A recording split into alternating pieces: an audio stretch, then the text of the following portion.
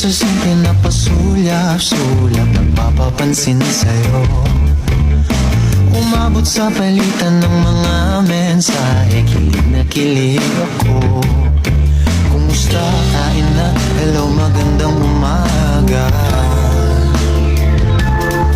Ingat ka, pahinga, huwag kang masyadong magpupuyat pa.